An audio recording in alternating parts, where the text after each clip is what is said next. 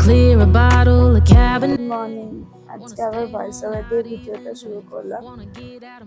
মানে আমার প্রচণ্ডই শরীরটা খারাপ, সোয়েলিং হয়ে আছে, তোমরা দেখতেই পাচ্ছ, জ্বরও আছে।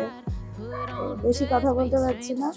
তো ফার্স্ট আমি এখন ডক্টর দেখাতে যাব হসপিটালে। আমার এখানে হসপিটালে, ওই হসপিটালে আগে আমি কাজও করতাম।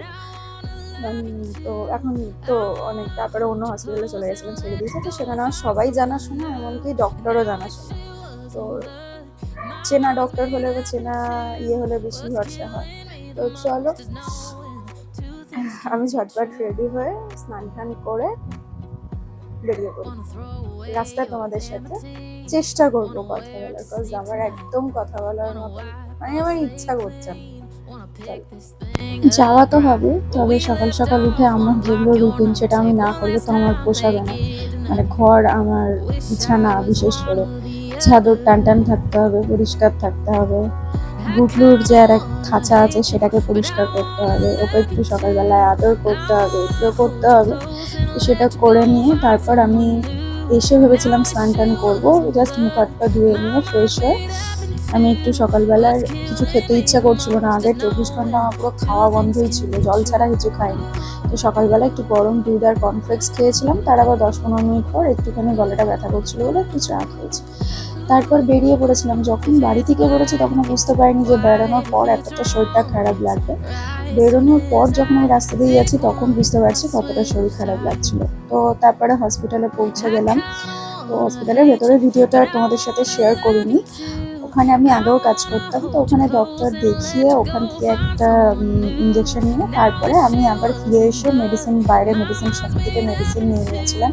এবং বাড়িতে আস্তে আস্তে আমার খুব জোর খিদে বেড়ে গিয়েছিল, সেই জন্য আমি বললাম মাকে একটুখানি খাইয়ে দিতে, ভাত আর ডাল আমি সেটাই খেয়ে নিলাম, কারণ আর কিছু আমার খেতে ভালো লাগছিল না। তারপরে খাওয়ার পর আজকে ফ্রেশ হয়েছিলাম। ফ্রেশ হওয়ার পরে মনে হলো চুলটা, আমি যে 2 দিন ধরে এত শরীরটা খারাপ ছিল, ভালোভাবে আঁচড়াতেও পারিনি, কিছুই করতে পারিনি, জাস্ট স্নানটা করে চুলটাকে কোনো রকমের মাথার কাছে তুলে রেখে দিচ্ছিলাম।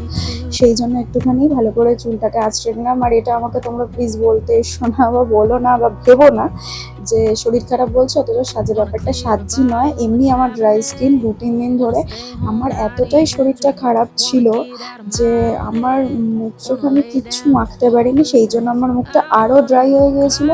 আর আমার ঠোঁট রীতিমতোই গরমে ফেটে মানে জ্বালা করছিল।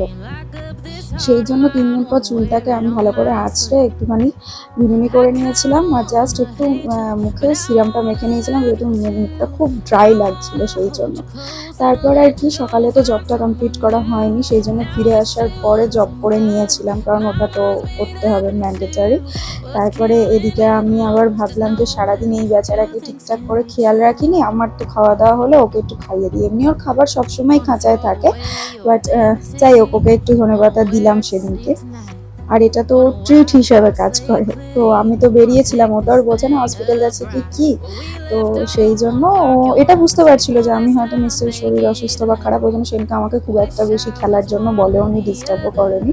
তো ওই জন্য এসে ওকে ট্রিট হিসাবে আমি একটুখানি ধনেপাতা দিই। ওকে যখনই ট্রিট দেওয়া হয় ওর ট্রিট মানে ধনেপাতা খেতে খুবই ভালোবাসে।